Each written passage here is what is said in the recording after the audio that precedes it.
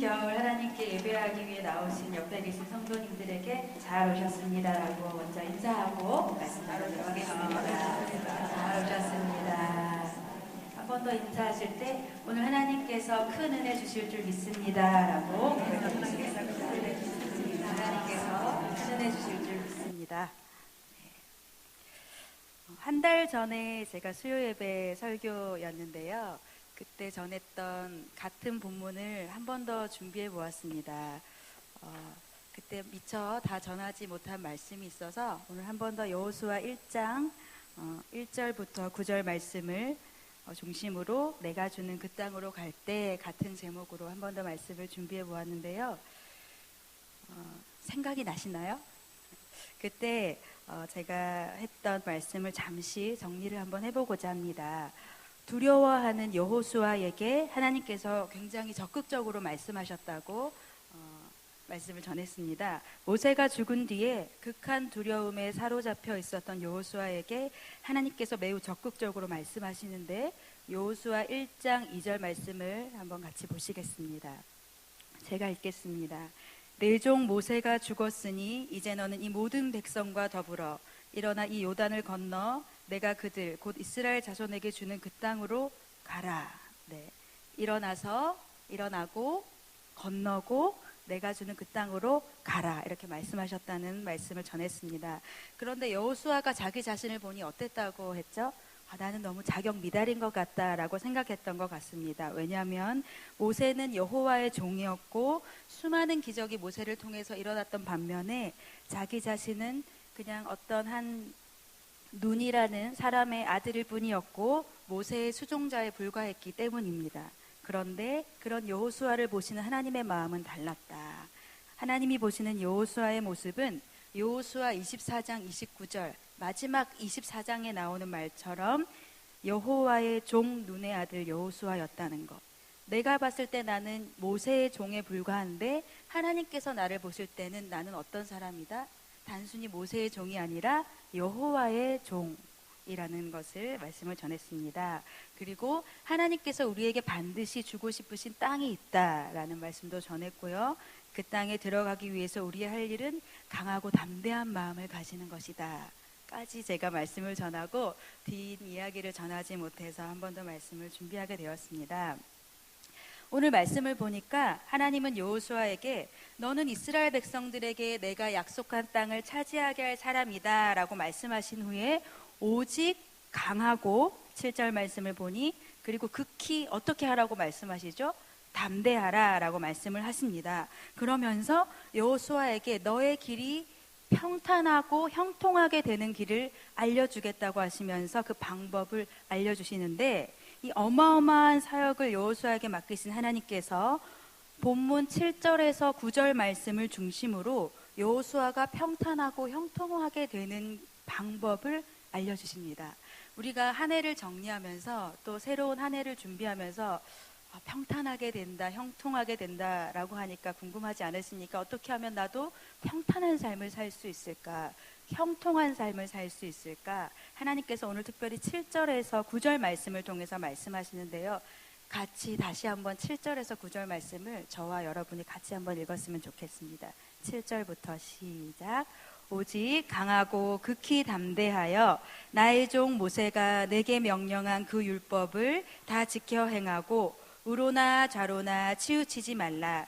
그리하면 어디로 가든지 형통하리니 이 율법책을 내 입에서 떠나지 말게 하며 주야로 그것을 묵상하여 그 안에 기록된 대로 다 지켜 행하라. 그리하면 내 길이 평탄하게 될 것이며 내가 형통하리라. 내가 내게 명령한 것이 아니냐. 강하고 담대하라. 두려워하지 말며 놀라지 말라. 가 어디로 가든지 내 하나님 여호와가 너와 함께 하느니라 하시니라. 아멘. 7절 말씀에서 하나님은 여호수아에게 오직 강하고 극히 담대하여 무엇을 하라고 말씀하시나요? 나의 종 모세가 내게 명령한 그 율법을 다 지켜 행하고. 참 이상하죠? 오직 마음을 강하게 하고 극히 담대하게 해서 그 다음에는 사람들을 모아서 훈련을 시키고 싸울 능력을 준비하라가 아니었다는 것이죠. 우리의 상식으로는 마음을 굳세게 한 후에는 무엇을 해야 할 것 같습니까? 그 여호수아 1장 뒤편부터 보면 여리고에 정탐꾼을 보내고, 그리고 요단강을 건너고, 여리고성이 무너지고, 또 아이성을 점령하고, 왕들과 싸우고, 땅을 취하고, 땅을 분배하고, 이런 장면들을 보면 뭔가 용사들을 모아서 전략을 짜고 훈련을 하고 자기 사람들을 만들고 이래야 할 것 같은데, 하나님이 여호수아에게 시키신 것은 그런 것이 아니었던 거예요. 무엇입니까? 오직 강하고 극히 담대하여 나의 종 모세가 내게 명령한 그 율법을 다 지켜 행하라. 우리의 상식과 하나님의 생각이 너무나 다른 거예요. 내가 생각했을 때는 나는 이 일을 위해서 이것을 준비하고 저것을 완벽히 한 다음에 이렇게 저차 이렇게 했으면 좋겠는데, 하나님은 그게 아니라 너는 지금 무엇부터 해라? 율법을 지키는 것을 하라 라고 말씀을 하고 계시는 거예요. 그러면서 율법을 지키는 세부적인 방법을 3가지로 알려주십니다. 근데 이 3가지 방법을 같이 보기 전에 여러분 이럴 때 너무 허탈한 느낌이 들지 않습니까? 결국은 뭐야? 성경 읽으란 거야? 이렇게 받아들여지잖아요. 제가 진로를 두고 20대 때 기도를 하는데, 지난번에 왜 파키스탄에 제가 6개월 정도 갔다 왔다는 말씀을 잠깐 드린 적이 있는데, 파키스탄에 선교를 다녀와서는 더 모르겠는 거예요, 진로를. 나를 선교사로 부르셨나? 난 교사가 되고 싶었는데 어떻게 하지 고민하다가 진로를 결정하지 못하고 6개월 동안, 6개월이 아니죠, 한 2년 가까이 피아노 학원에서 아르바이트를 하면서 하나님께서 내게 원하시는 뜻이 무엇일까 기도하던 시절이 있었습니다. 학원 가까이에 마침 기도할 수 있는 교회가 있어서 한 하루에 정말 한 1시간 정도 늘 울면서 기도했던 것 같아요. 정말 내 길을 알지 못해서 하나님이 원하시는 길을 가고 싶은데 그 길이 뭔지 모르니까 선뜻 이렇게 용기가 나지 않는 거예요. 그래서 하나님께, 하나님 내게 원하시는 길을 가르쳐 주세요라고 2, 3년 하나님께 기도했는데요. 하나님, 대학원에 갈까요? 신학을 해야 되나요? 선교를 해야 되나요? 저는 교사가 되고 싶으니까 교육대학원을 가야 되나요? 그럼 하나님이 응답을 주실 때 은진아 뭐 신학대학원을 해서 신학을 해서 뭐 이렇게 준비하여라. 너는 앞으로 이런 사역을 하여라. 혹은 그래 네가 다시 파키스탄 땅에 가서 선교를 하여라. 이렇게 응답을 주셨으면 좋겠는데, 하루는 기도하다가 이렇게 마음속으로 하나님 이렇게 말씀해 주시는 거예요. 은진아, 내가 너와 함께 있단다. 근데 그 말씀을 듣는데 참 좋으면서도 한편으로 너무 싫은 거예요. 왜냐하면 하나님이 응답을 주실 때 이렇게 해라, A의 길로 가라, B의 길로 가라, 이건 아니고 저거야, 이렇게 말씀해 주셨으면 좋겠는데, 은진아 내가 너와 함께 있다 이러니까 너무 싫은 거예요. 근데 감사하면서도 함께 있다고 하니까 감사한데 싫은 거, 어떤 그런 마음이 들더라고요.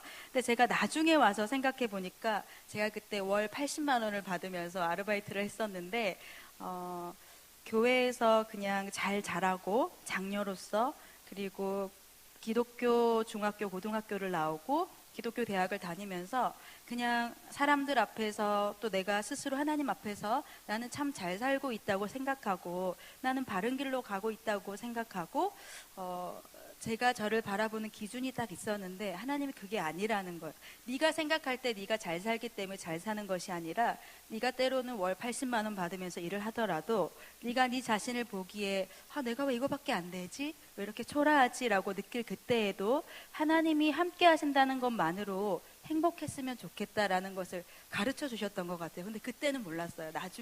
나중에 한참 시간이 지나서 알게 됐는데요. 여호수아 1장을 읽다가 제가 문득 그때 일이 떠올랐던 이유는, 이 수백만 명의 이스라엘 백성들을 데리고 이제 요단강을 건너서 가나안 땅 정복 전쟁을 해야 하는 여호수아에게 하나님이 하신 말씀이 어떻게 보면 이게 겨우 이거야? 율법 지키라는 거야? 뭐 율법책 읽고 그대로 지키라고 할 정도로 하찮게 느껴지지는 않을까 하는 우려되는 마음이 있었기 때문에 제가 이 이야기를 나누게 됩니다. 우선은 오늘 하나님께서 여호수아에게 요구하신 이 율법을 가까이 할 수 있는 3가지 구체적인 방법이 무엇인지 먼저 살펴보기를 원하는데요. 8절 말씀을 한번 보겠습니다. 8절을 자세하게 읽어보면 율법을 가까이 하는 방법이 3가지가 나옵니다.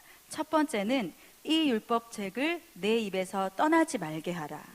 그리고 2번째는 주야로 그것을 묵상하라. 그리고 3번째는 그 안에 기록된 대로 다 지켜 행하라입니다.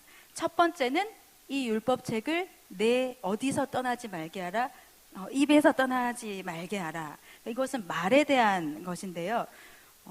그리고 자세히 보면 7절에는 그냥 율법을 다 지켜 행하라 라고 나와 있지만 8절을 보니까 율법 책을 입에서 떠나지 말게 하라고 나와 있어요. 그러니까 우리가 무엇을 알 수 있습니까? 여호수아가 읽을 책이 있었다는 거, 율법책. 그래서 많은 사람들이 주로 이 율법책을 모세오경으로 이렇게 생각하는데요. 이 율법책을 내 입에서 떠나지 말게 하라. 우리가 어떤 책을 읽는데 그 책이 우리의 입에서 떠나지 않게 하려면 어떻게 해야 할까요? 많이 읽어야 되고 외워야겠죠. 제가 초등학교 때 TV 프로그램 중에 판관포청천이 굉장히 인기였거든요. 굉장히 이게 지금 몇 년 전인지 모르, 한 20년, 네, 굉장히 오래됐는데 제가 그때 그 판관포청천에 나오는 그 전조라고 아실지 모르겠어요. 무술을 굉장히 잘하고 포청천을 늘 이렇게 옆에서 지켜주는 역할을 하던 검객이 있었어요. 제가 굉장히 개인적으로 좋아했는데 제가 그 사람의 이름이 하가경이거든요. 근데 제가 그 사람을 워낙 좋아하다 보니까 초등학교 친구가 잡지책을 샀는데 그 사람에 대한 기사가 실렸다면서 저에게 그 장을 한 장을 찢어가지고 주는 거예요. 제가 그때가 초등학교 6학년 때였던 것 같은데 너무나 좋아서 마르고 닳도록 그 기사를 외운 거예요. 제가 지금도 사실 그게 기억이 나는데 이렇게 시작하는 거였어요. 매주 금요일 밤마다 우리의 안방극장을 찾아오는 중국 계일의 미남 검객이 있다. 그 이름은 하가경. 이러면서 시작되는 거였거든요. 그러니까 제가 매일매일 주야로 주의 말씀을 읽지 않고 이 잡지책에 그 한 장을 붙들고 그걸 읽었던 생각이 나요. 근데 이게 어렸을 때 외웠던 거라 보니까 성인이 돼서도 아직까지 잊혀지지 않는 거예요. 물론 그 앞부분만 기억이 나는데 우리가 어떤 책을 읽는데 그 책이 자기 입에서 떠나지 않게 하려면 그 책을 읽고 또 읽어야 되는 것이죠. 그리고 암송을 할 때 그 책이 자기 입에서 떠나지 않는다는 것을 알 수가 있습니다. 제가 앞전에 사역했던 교회에서 5세 부서만을 가르친 적이 있었어요. 사역했었는데 그때 온유라는 남자아이가 있었거든요.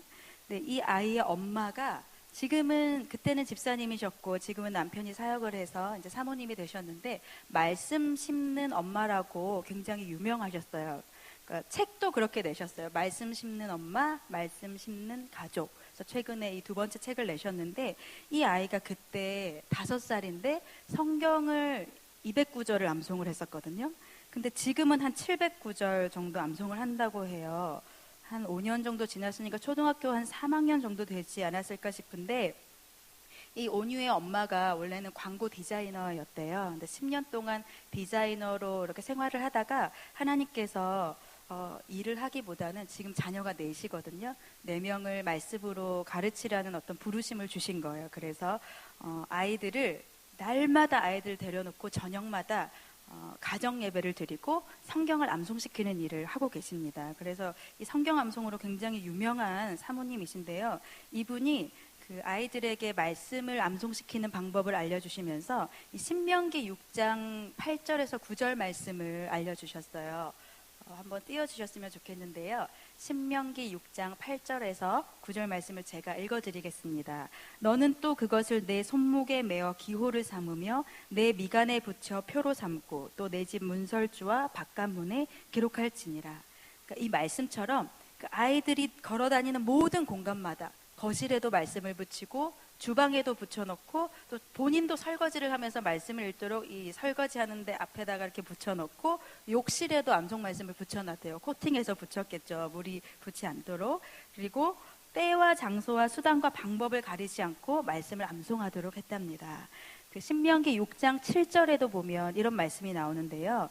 내 자녀에게 부지런히 가르치며 집에 앉았을 때에든지 길을 갈 때든지 누워있을 때든지 일어날 때든지 이 말씀을 강론할 것이며 이 말씀을 읽다가 내가 정말 이 자녀와 다니는 모든 공간에서 말씀을 가르쳐야겠다 생각하고 시간이 날 때마다 아빠가 운전을 하고 가면 뒤에서 아이와 앉아서 번갈아 가면서 암송을 이렇게 주고받고 했대요. 제가 이 책을 읽고 그분의 말씀을 들으면서 그때는 아가씨 때 이 책을 읽었는데 나도 결혼하면 아이를 이렇게 키워야겠다 생각이 나서 이제 2딸을 낳고 말씀을 가르치고 있어요. 창세기 1장 1절부터 태초에 하나님이 천지를 창조하시니라부터 시편 23편 1절 여호와는 나의 목자시니 내게 부족함이 없으리로다. 뭐 고린도전서 13장 13절, 요한복음 3장 16절 이렇게 쉬운 말씀들을 위주로 지금 5살, 4살과 3살 아이들에게 암송을 시키고 있는데 첫째가 암송을 하니까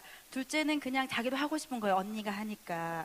뭐 예를 들어 시편 23편 1절을 외우라고 하면 언니가 외우면 둘째도 나도 할게 하고 여호와는 나의 목자시니 내게 부족함이 없으리로라 해놓고 창세기 1장 1절 막 이렇게 하기도 하는데 그럼에도 불구하고 되게 말씀 암송하는 걸 즐거워하고 있거든요. 그리고 저도 가능하면 아이들이 잠들기 전에 말씀을 성경 이야기를 들려주려고 노력하고 있습니다.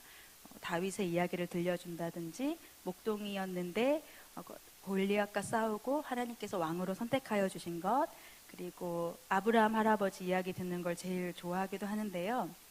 얼마 전에 아기학교 이렇게 종강 때 담임 목사님께서 아기학교 예배 때 오셔서 잠언 22장 6절 말씀을 주셨어요. 엄마들이 많은 은혜를 받았는데 잠언 22장 6절에 보면 마땅히 행할 길을 아이에게 가르치라. 그리하면 늙어도 그것을 떠나지 아니하리라. 이렇게 말씀하고 있습니다. 여러분, 마땅히 행할 길이 어디에 있습니까?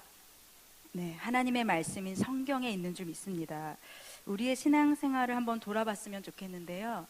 제가 지난 8월에 사랑의 교회에서 종교개혁 올해가 500주년이잖아요. 그래서 500주년 기념으로 한국교회 미래전략 수립을 위한 포럼이라는 게 열렸어요. 그래서 그 포럼에 참석했는데 그 설문조사를 했던 것을 발표를 하더라고요.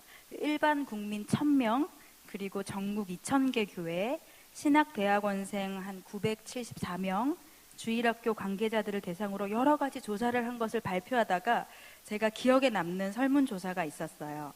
하루 평균 신앙생활 시간을 묻는 설문이었는데요.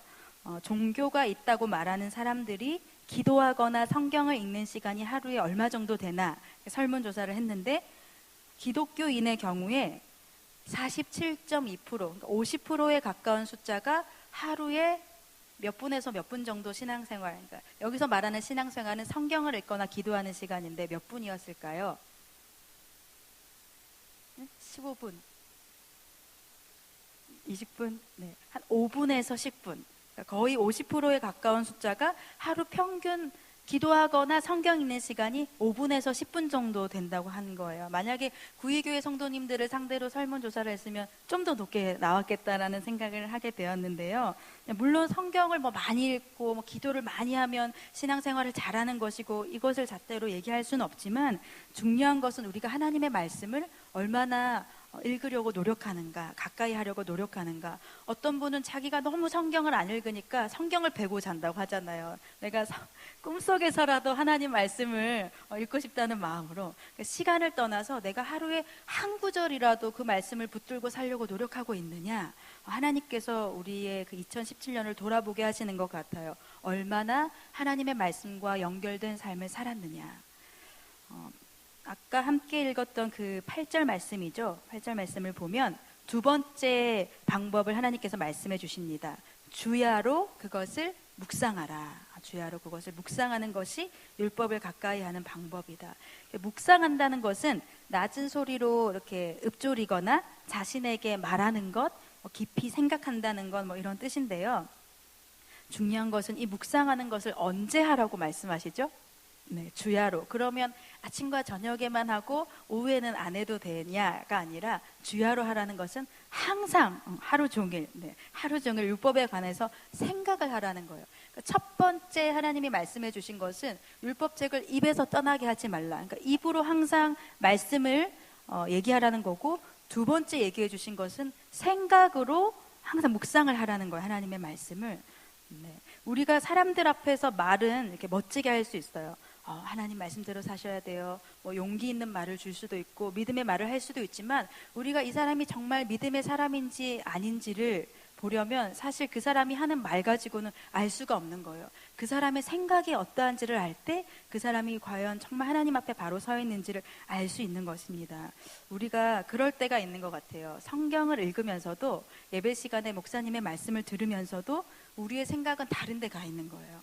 하나님은 우리에게 말씀을 묵상하라, 하나님의 말씀에 집중하라, 성경을 읽는다고 다가 아니라 네 마음을 온전히 나에게 맞추라, 집중하라라고 말씀해 주시고 있는 것입니다.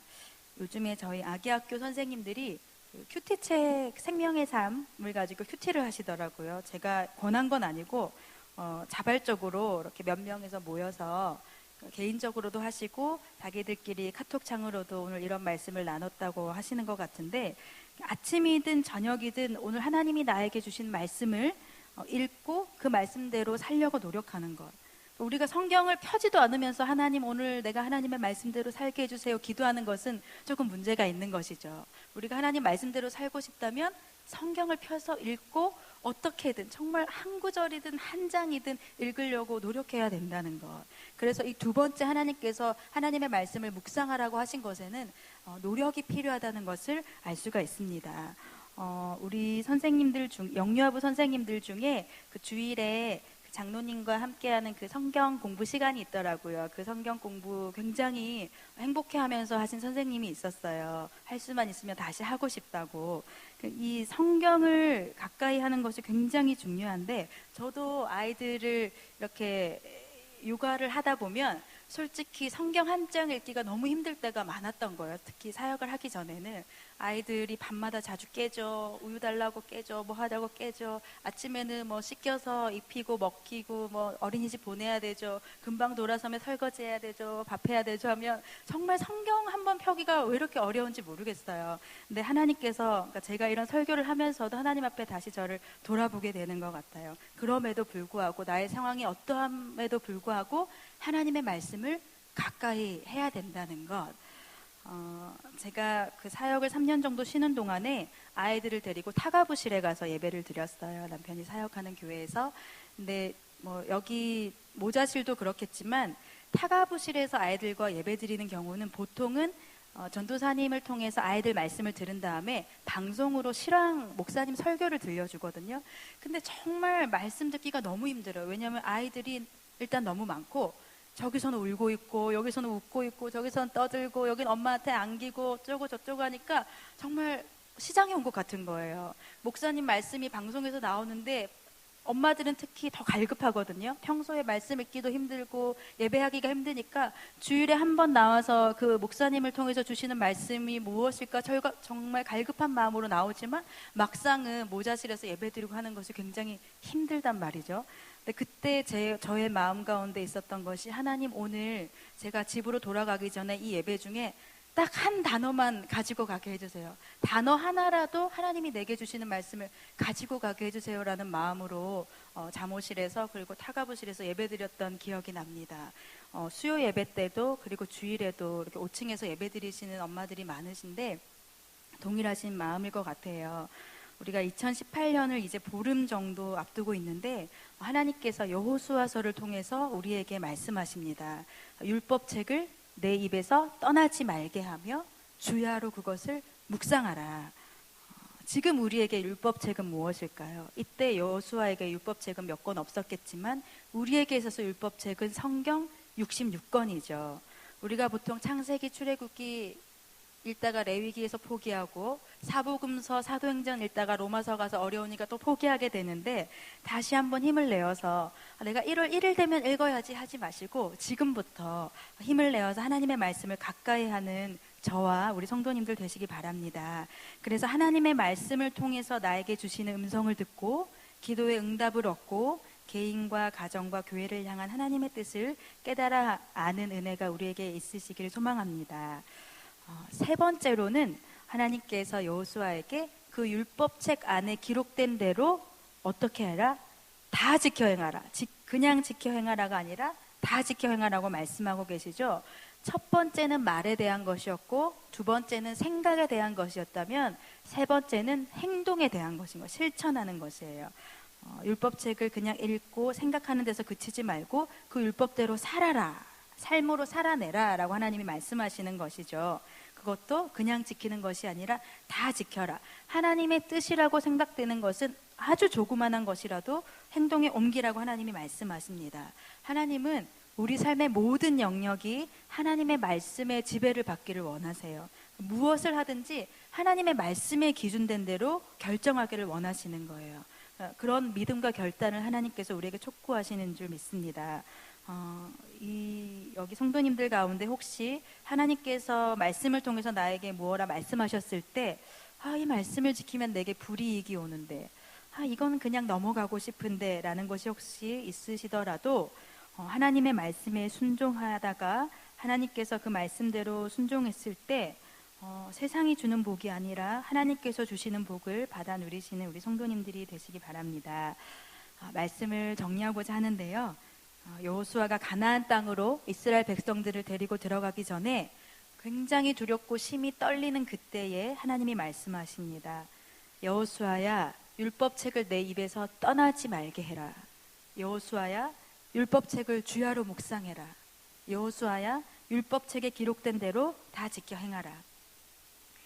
한 해를 이제 마무리하고 새로운 한 해를 준비하는 우리 성도님들에게, 또 이 가운데 새로운 직분과 직임을 받으신 분들에게, 또 혹 여호수아처럼 헬퍼로 있다가 돕는 사람으로 있다가 리더의 자리에 서야 되는 누군가에게, 또 새로운 일을 앞두고 걱정이 앞서는 우리에게, 혹은 하나님이 내게 주신 직장과 일터에서 하나님의 도우심이 간절한 우리에게, 또 가정에서 하나님이 주신 자녀를 돌보는 부르심을 받은 이들에게, 여기 계신 모든 성도님들에게 하나님이 말씀하십니다. 이 율법책을 내 입에서 떠나지 말게 하며 주야로 그것을 묵상하여 그 안에 기록된 대로 다 지켜 행하라. 그리하면 내 길이 평탄하게 될 것이며 내가 형통하리라.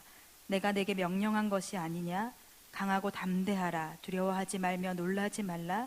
내가 어디로 가든지 내 하나님 여호와가 너와 함께 하느니라 하시니라. 아멘. 여호수아를 바라보시는 하나님의 마음은 이런 것 같아요. 여호수아야, 전쟁에서의 승리는 이스라엘의 군사력이나 너의 훌륭한 전술에 달려있는 것이 아니라 네가 나의 말씀에 얼마나 순종하느냐에 달려있다. 우리에게도 동일한 줄 믿습니다. 전쟁은 하나님께 속해 있는 줄 믿습니다. 그 어떤 준비보다 하나님의 말씀을 가까이 하기를 소망하는 저와 구의교회 모든 성도님들이 되시길 소망합니다. 아멘.